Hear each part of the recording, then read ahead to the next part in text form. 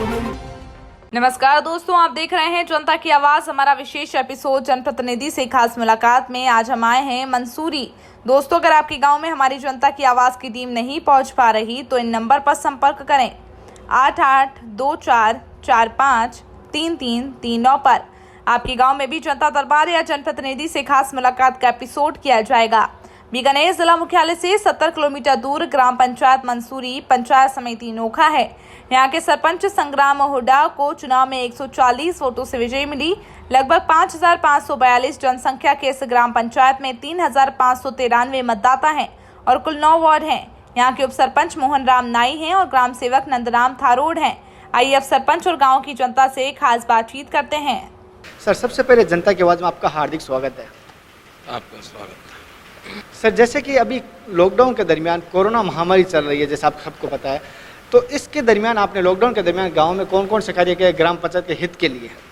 ग्राम पंचायत के हित के लिए हमने वो छिड़काव किया। 3 गांव है हमारे राजसऊ, तीनों गांव में छिड़काव किया और मास्क का वितरण किया और जागरूकता लिया। हर आदमी को हमने अच्छी तरह से समझा इसकी। क्या आपने राशन किट भी वितरण किए? जी, राशन वितरण किया ज़रूरतमंदों को। कईयों ने नहीं था तो भी कोई अभिभावकों से भी हमने दिलाया ज़रूरतमंदों को, और ग्राम जो डीलर है उनसे भी दिलाया। कईयों को स्कूल में जो राशन बच्चों के लिए आया हुआ था उसमें से भी हमने उसको दिलवाया। सर, एक बात जानना चाहते हैं, जैसे 7 महीना आपको शपथ लिए हुए कंप्लीट हो गया, 8वां महीना चल रहा है, इसके दरमियान गांव के विकास के लिए, ग्राम पंचायत के विकास के लिए कौन कौन से कार्य शुरू किए या कौन सा कार्य चल रहा है? ग्राम पंचायत के लिए हमने पहले तो सार्वजनिक शौचालय एक बना, आज से 4 महीने पहले बना दिया, और एक सार्वजनिक शौचालय वो विद्याश्री में अभी चल रहा है, वो पूर्ण होने की वेज में है। सर, एक और बात जानना चाहते हैं, जैसे कि पानी की समस्या कई प्रकार के होते हैं, लेकिन हमारे देखा अभी मसूरी ग्रामवासियों का कहना है कि यहाँ पे पानी निकासी की एक बहुत बड़ी प्रॉब्लम है कि पानी निकासी नहीं है यहाँ पर। हाँ जी, पानी निकासी के लिए हमें दो जगह पानी हमारे ग्राम में और एक विद्याश्रिया में 3 जगह हमें सीवरेज लाइन की ज़रूरत है, और सरकार से निवेदन करते हैं कि वो हमें बनवा कर दे ताकि सीवरेज लाइन से हमारे पानी की समस्या हल हो।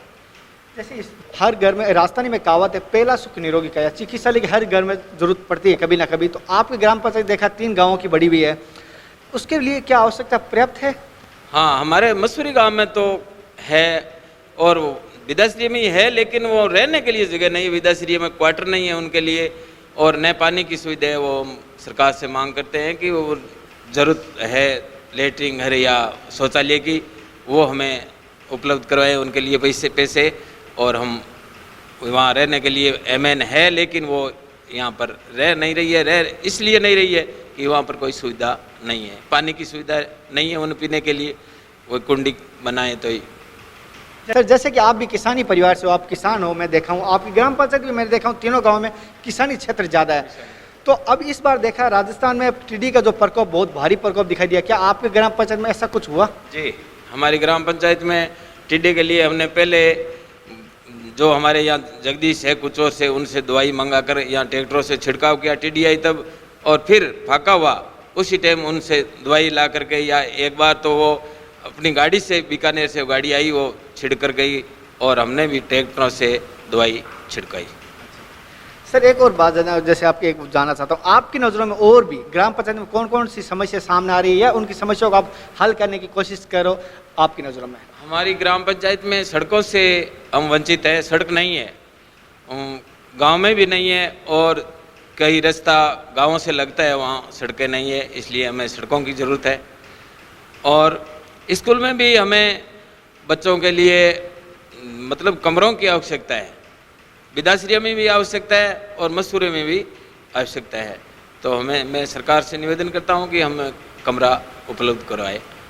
सर, एक आपके सवाल, आपकी पर्सनल ज़िंदगी का, आप जनप्रतिनिधि बनने के बाद आपका पर्सनल जीवन रहता नहीं, आपको जनता के लिए दे दिया, तो सुबह से लेकर शाम तक आपकी दिनचर्या किस प्रकार की रहती है? हम भी जानना चाहेंगे और जनता भी जानना चाहेगी। मेरी दिनचर्या, अभी मैं सुबह 4 बजे उठता हूँ और उनके बाद में व्यायाम करता हूँ, 1 घंटे डेली व्यायाम करता हूँ। उसके बाद में सोच जा करके स्नान करके मैं गांव में कुछ घूमने के लिए आता हूँ। फिर मैं अभी तो मैं 3 महीनों से स्कूल के लिए ही मतलब मैं टाइम निकाल रहा हूँ कि स्कूल में हमारी पहले थोड़ी उबड़ खाबड़ ज़मीन थी, उसको हमने गांव के चंदों से, गांव के अभिभावकों से कुछ पैसे लेकर के, और हमने एक तो हमारी रसोई कमरे बने थे नए, इसलिए उनको तोड़ दी थी, वो रसोई का निर्माण करवाया है गांव के चंदों से और भराव करवाया चंदों से, और वापस वो चौके लगाए हुए थे समतल में, वो चौके उबड़ खाबड़ थे, उसको दूर करके, और हमने कई पेड़ पौधे भी 20-30 पेड़ पौधे लगाए हैं यहाँ, और हम